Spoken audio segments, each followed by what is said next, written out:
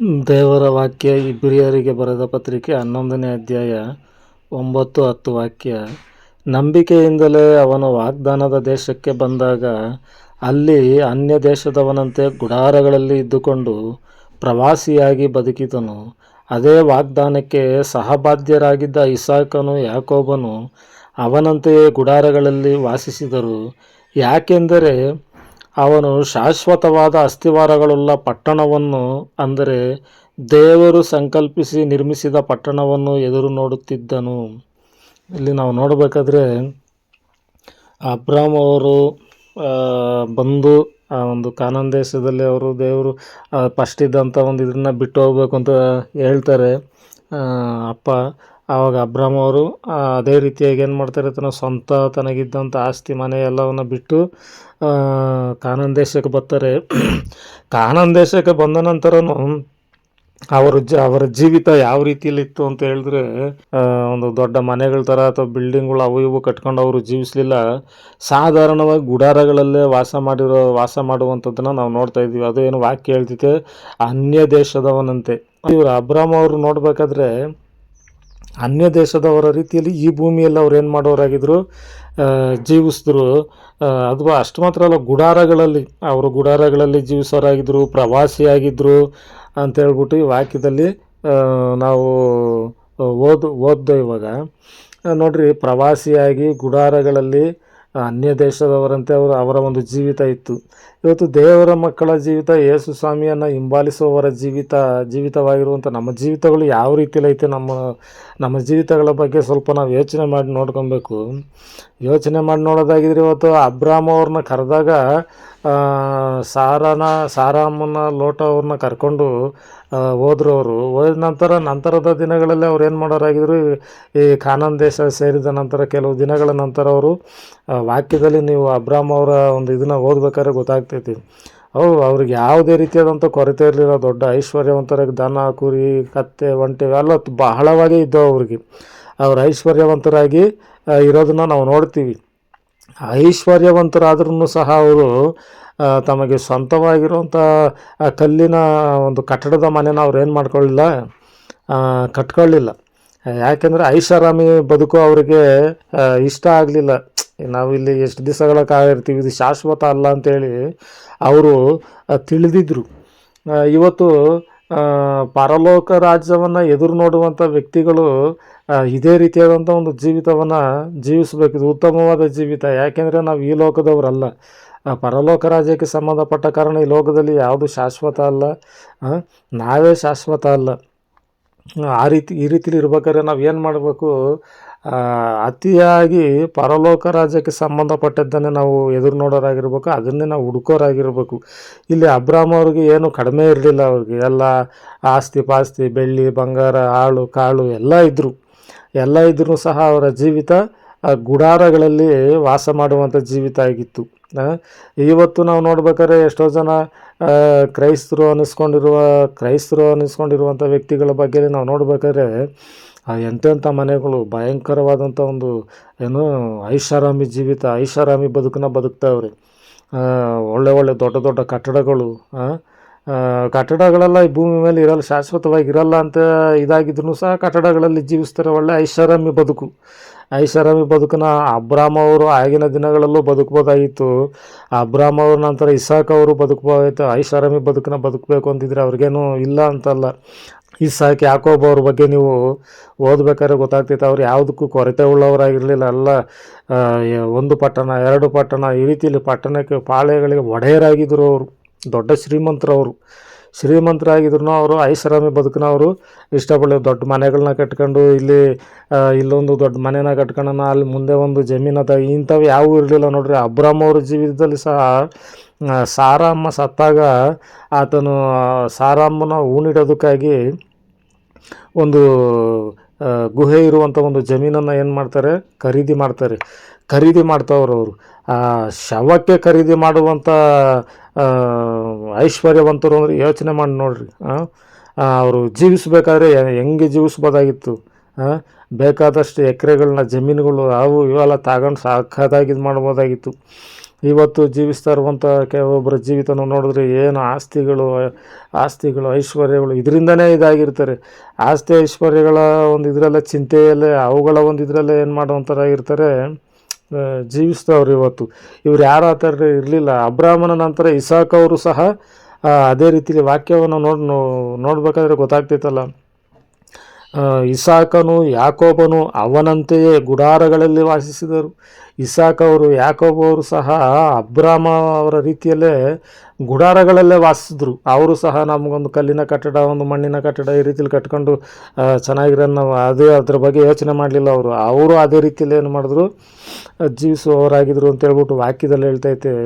ಗುಡಾರಗಳಲ್ಲೇ ವಾಸ ಮಾಡೋರಾಗಿದ್ರು. ಅವರು ಬೆಳ್ಳಿ ಬಂಗಾರ ಯಾವ ಥರ ಇತ್ತು, ಅವ್ರಿಗೆ ಯಾವ ಕೊರತೆ ಇರಲಿಲ್ಲ. ಅಂದರೆ ಅವರು ಅದನ್ನು ಇಷ್ಟಪಡಲಿಲ್ಲ, ಅಂಥ ಒಂದು ಐಷಾರಾಮಿ ಜೀವಿತವನ್ನು ಅವ್ರು ಯಾಕೆ ಇಷ್ಟಪಡಲಿಲ್ಲ ಅಂತ ಹೇಳಿದ್ರೆ, 10ನೇ ವಾಕ್ಯದಲ್ಲಿ ನಾವು ನೋಡ್ಬೇಕಾದ್ರೆ, ಯಾಕೆಂದರೆ ಅವನು ಶಾಶ್ವತವಾದ ಅಸ್ಥಿವಾರಗಳುಳ್ಳ ಪಟ್ಟಣವನ್ನು, ಅಂದರೆ ದೇವರು ಸಂಕಲ್ಪಿಸಿ ನಿರ್ಮಿಸಿದ ಪಟ್ಟಣವನ್ನು ಎದುರು ನೋಡುತ್ತಿದ್ದನು.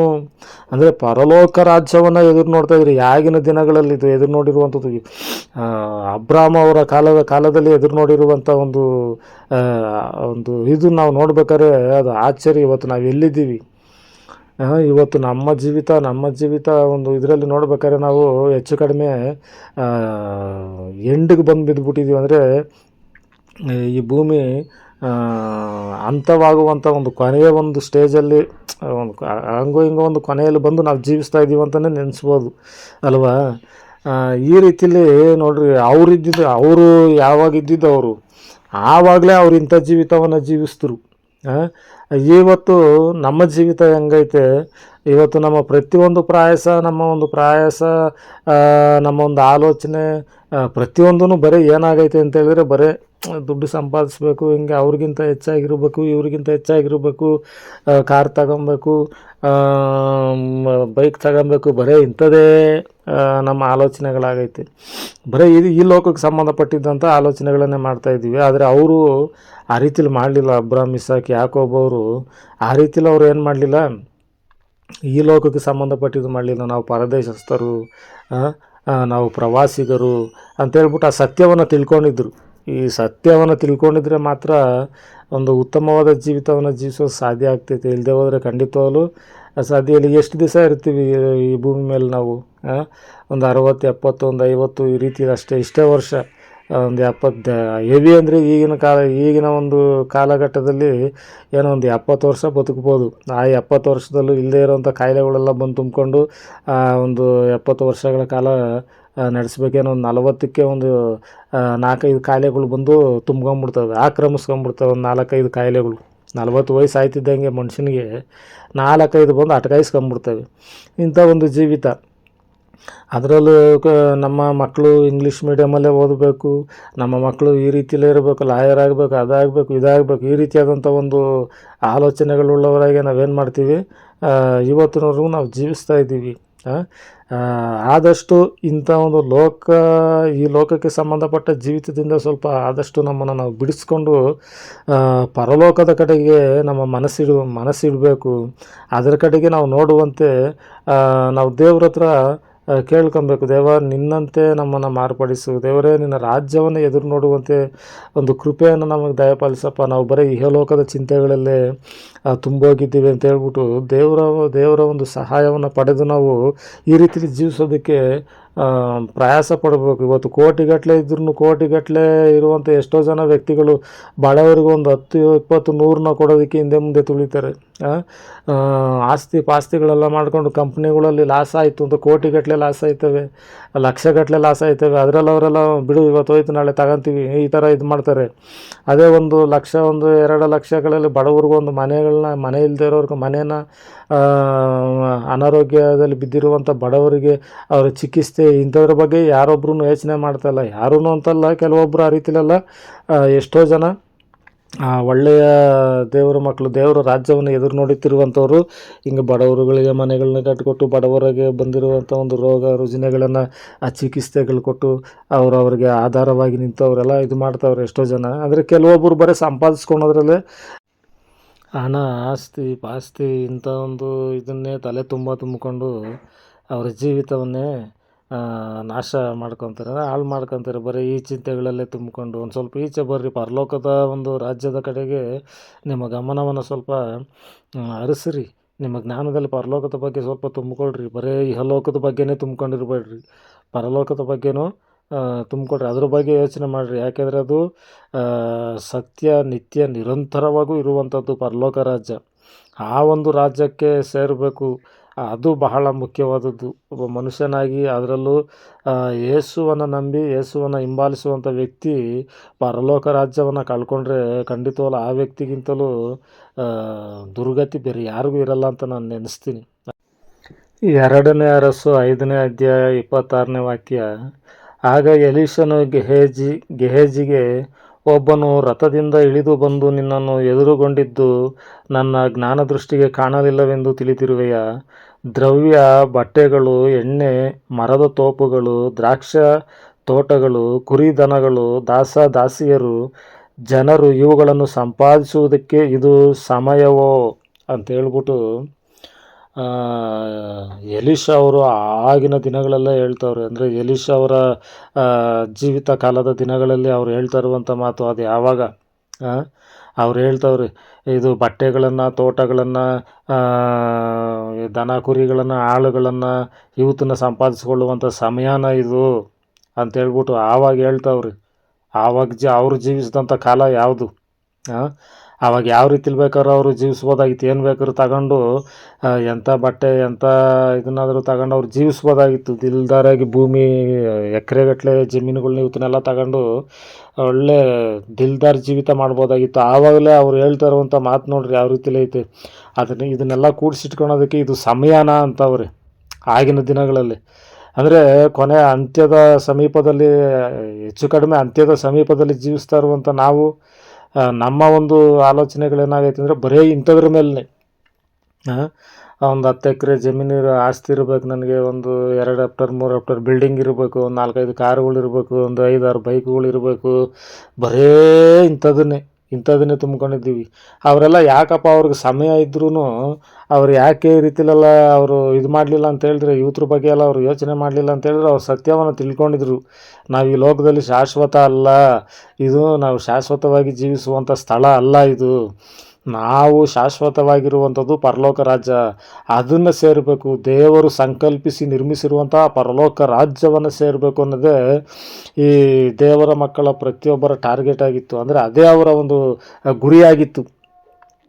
ಇವತ್ತು ನಿಮ್ಮ ಗುರಿಗಳನ್ನು ಭಾನುವಾರ ದೇವರ ಆಲಯಕ್ಕೆ ಹೋಗೋದು, ದೇವ್ರನ್ನ ಆರಾಧಿಸೋದು, ಪ್ರಾರ್ಥಿಸೋದು, ಇಷ್ಟು ಬಿಟ್ಟರೆ ಮುಗೀತು ನಮ್ದು. ಅವತ್ತು ಭಾನುವಾರ ಒಂದು ಸ್ವಲ್ಪ ಹೊತ್ತು ಅಷ್ಟೇ ವಾಕ್ಯನ ಕೇಳಿದ್ವ, ದೇವ್ರನ್ನ ಆರಾಧಿಸ್ದ್ವ, ಎದ್ದು ಓಡಿ ಬಂದ್ವ, ಮುಗೀತು ಅಷ್ಟೇ. ಅಷ್ಟು ಬಿಟ್ಟ ಮೇಲೆ ಬರೇ ನಮ್ಮ ಜೀವಿತದ ಚಿಂತೆಗಳೆಲ್ಲ ಏನು ಅಂತ ಹೇಳಿದ್ರೆ, ನನ್ನ ಮಕ್ಳಿಗೆ ಅದನ್ನು ಮಾಡ್ಬೇಕು, ಇದನ್ನು ಮಾಡ್ಬೇಕು, ಈ ಥರ ಮಾಡ್ಬೇಕು, ಆ ಥರ ಮಾಡಬೇಕು, ಹಂಗೆ ಮಾಡ್ಬೇಕು, ಹಿಂಗೆ ಮಾಡ್ಬೇಕು, ನಾನು ಹಿಂಗಿರ್ಬೇಕು, ಹಂಗಿರ್ಬೇಕು, ಬರೇ ಇಂಥವುಗಳನ್ನೇ ತುಂಬ್ಕೊಂಡಿದ್ದೀವಿ. ಯಾವುದು ಹೆಂಗಾದರೂ ದೇವ್ರು ಏನು ಕೊಟ್ಟಿರ್ತಾನೋ ಅಷ್ಟು ಮಾತ್ರ ನಾವು ಹೊಂದೋದಕ್ಕೆ ಸಾಧ್ಯ, ಅಷ್ಟು ಮಾತ್ರ ನಮ್ಮಿಂದ ಪಡ್ಕೊಳೋದಕ್ಕೆ ಸಾಧ್ಯನೇ ಹೊರತು ಬೇರೆ ಏನೂ ಇಲ್ಲ. ಇವುಗಳನ್ನೆಲ್ಲ ಬಿಟ್ಬಿಟ್ಟು ಇದ್ರ ಬಗ್ಗೆ ಚಿಂತೆ ಕಡಿಮೆ ಮಾಡಿಕೊಂಡು ಪರಲೋಕದ ಬಗ್ಗೆ ನಾವೇನು ಮಾಡಬೇಕು, ಚಿಂತೆ ಮಾಡಬೇಕಪ್ಪ. ಹೆಂಗಾದರೂ ನಾವು ಪರಲೋಕ ರಾಜ್ಯ ಸೇರಬೇಕು ಪ್ರಭು. ಇನ್ನು ಎಷ್ಟೋ ಜನರಿಗೆ ಇಲ್ಲದಂಥ ಒಂದು ಕೃಪೆ, ಒಂದು ಭಾಗ್ಯವನ್ನು ನಮಗೆ ಕೊಟ್ಟಿದ್ದೀರ ಪ್ರಭು. ಇವತ್ತು ಎಷ್ಟೋ ಜನರು ನಮ್ಮ ಕರ್ತನಾದ ಯೇಸು ಕ್ರಿಸ್ತನನ್ನು ಅಂಗೀಕರಿಸಿಲ್ಲ, ಸ್ವಂತ ರಕ್ಷಕನನ್ನಾಗಿ ಸ್ವೀಕಾರ ಮಾಡಿಲ್ಲ. ಆದರೆ ನಮ್ಗಂತ ಒಂದು ಭಾಗ್ಯ, ಕೃಪೆನ ಕೊಟ್ಟಿದ್ಯಾ ದೇವ್ರೆ. ನಾವು ಹೇಗಾದರೂ ಆ ಪರಲೋಕ ರಾಜ್ಯವನ್ನು ಪಡ್ಕೊಬೇಕು ಸ್ವಾಮಿ. ನಿನ್ನನ್ನು ಕಂಡುಕೊಂಡು ಇವತ್ತು ಪರಲೋಕ ರಾಜ್ಯ ಪಡ್ಕೊಂಡಿದ್ರೆ ಪ್ರಯೋಜನ ಏನೈತೆ ಅಂತ ಹೇಳ್ಬಿಟ್ಟು ಇದ್ರ ಬಗ್ಗೆ ಏನು ಚಿಂತೆ ಮಾಡ್ತಾಯಿಲ್ಲ. ಆಸ್ತಿಗಳನ್ನು ಕೂಡಿಕೊಳ್ಳೋದು, ಹಣಗಳನ್ನು ಕೂಡಿಕೊಳ್ಳೋದು, ಬರೀ ಇಂಥದ್ರ ಬಗ್ಗೆನೇ ಚಿಂತೆ ಆಗೈತೆ. ಯೋಚನೆ ಮಾಡಬೇಕು. ಈ 2 ವಾಕ್ಯಗಳನ್ನು ನಾವು ಯೋಚನೆ ಮಾಡಿ ಒಂದು ಸತಿ ಓದ್ರಿ, ನೀವು ಸಹ ಓದಿ. ಇದ್ರ ಬಗ್ಗೆ 2 ಬಗ್ಗೆ ತಿಳ್ಕೊಂಡಾಗ ಇಬ್ರಿಯ 11 2ನೇ ಅರಸು 5 ಇದನ್ನು ಓದಿ ಇನ್ನೂ ಚೆನ್ನಾಗಿ ನಿಧಾನವಾಗಿ ನೀವು ಓದ್ಬೇಕಾದ್ರೆ ನಿಮಗೂ ಇನ್ನೂ ಚೆನ್ನಾಗಿ ತಿಳಿತೈತಿ. ಇದೆಲ್ಲ ಈ ಥರ ಸಮಯ ಅಲ್ಲ, ನಾವಿರುವಂಥ ಸಮಯ ಆ ಒಂದು ಕೊನೆಯ, ಈ ಭೂಮಿಯ ಅಂತ್ಯದ ಕೊನೆಯಲ್ಲಿ ಒಂದು ಹೆಚ್ಚು ಕಡಿಮೆ ಕೊನೆಗೆ ಬಂದು ನಿಂತಿದ್ದೀವಿ ನಾವು ಅಂತೇಳ್ಬಿಟ್ಟು. ಯಾಕೆಂದರೆ ಇವತ್ತು ಈ ಭೂಮಿಯ ಕೊನೆಯಲ್ಲಿದ್ದೀವೋ ನಾವು ಇಲ್ವೋ ಅದು ದೊಡ್ಡ ಇದಲ್ಲ. ಅದು ಆ ಥರ ಯೋಚನೆ ನೋಡೋದಾಗಿದ್ರು ಇವತ್ತು ಹಂಗಾರೆ ಭೂಮಿಯ ಒಂದು ಅಂತ್ಯದ ಕೊನೆಗೆ ಬಂದ್ಬಿಟ್ಟಿದ್ದೀವ ನಾವು ಅಂತಂದರೆ, ಯಪ್ಪ ಭೂಮಿಯ ಅಂತ್ಯದ ಕೊನೆಗೆ ಬರ್ತೀವೋ ಇಲ್ವೋ, ನಮ್ಮ ಒಂದು ಅಂತ್ಯ ವರ್ಷ ವರ್ಷ ವರ್ಷ ವರ್ಷ ಆಗ್ತಾನೆ ಐತಿತಾನೆ, ನಾವು ಸಾಯುವಂಥ ದಿನ ಸಮೀಪವಾಗ್ತಾನೆ ಐತಿತಾನೆ. ಇಲ್ಲಿ ಸತ್ತರೆ ಪರದೈಸಿನಲ್ಲಿ ಕಣ್ಣು ಬಿಡಬೇಕು, ಇಲ್ಲಿ ಕಣ್ಣು ಮುಚ್ಚಿದ್ರೆ ನಾವು ಪರದೈಸಿನಲ್ಲಿ ಕಣ್ಣು ಬಿಡೋವಂಥವ್ರಾಗಿರ್ಬೇಕು, ಪಾತಾಳದಲ್ಲಿ ಕಣ್ಣು ಬಿಡೋವಂಥವ್ರಾಗಿರಬಾರ್ದು. ಅದನ್ನೇ ಇವತ್ತು ನಾನು ಹೇಳ್ತಾ ಇರುವಂಥದ್ದು. ಇದು ಸಾವು ಯಾವಾಗ ಬರ್ತೈತೆ ಅಂತ ಗೊತ್ತಿಲ್ಲ. ಸಾಯುವಷ್ಟರಲ್ಲಿ ನಾವು ಇಲ್ಲಿ ಕಣ್ಣು ಮುಚ್ಚಿದ್ರೆ ಪರದೈಸಿನಲ್ಲಿ ಕಣ್ಣು ತೆಗೆಯುವಂಥವ್ರಾಗಿರಬೇಕು. ಪರಲೋಕ ರಾಜ್ಯವನ್ನು ಪಡ್ಕೊಳ್ಳುವಂಥ ಒಂದು ಜೀವಿತವನ್ನು ಜೀವಿಸಿ ನಾವು ಸತ್ತರೆ ಅದಕ್ಕೊಂದು ಬೆಲೆ ಐತೆ. ಇಲ್ಲಿ ಹಂಗಾದ್ರೆ ನೀನು ಹೇಳೋ ಲೆಕ್ಕದಲ್ಲಿ ಮನೆ ಮಠ ಯಾವುದು ಇರಬಾರ್ದು ಅಂತ ಹೇಳ್ತೀಯ ಅಂತೇಳಿ ಯೋಚನೆ ಮಾಡಬೇಡ್ರಿ. ಇರಲಿ ಅಂದರೆ ಅಷ್ಟರ ಮಟ್ಟಿಗೆ ಬೇಡ. ಕೆಲವೊಬ್ರು ಹಾಕುವಂಥ ಬಟ್ಟೆಗಳನ್ನ ನೋಡಬೇಕು, ಅವ್ರ ಬಟ್ಟೆಯಲ್ಲೇ 4-5 ಬಡ ಕುಟುಂಬಗಳು ಊಟ ಮಾಡ್ಬೋದು, ಆ ರೀತಿಲಿ ಇರ್ತೈತೆ. ಅಂಥದ್ದು ಬೇಡ. ಯೋಚನೆ ಮಾಡಿರಿ, ಯೋಚನೆ ಮಾಡಿ ಓದ್ರಿ, ಚೆನ್ನಾಗಿ ತಿಳ್ಕೊಳ್ರಿ. ದೇವರ ನಾಮಕ್ಕೆ ಸ್ತೋತ್ರ.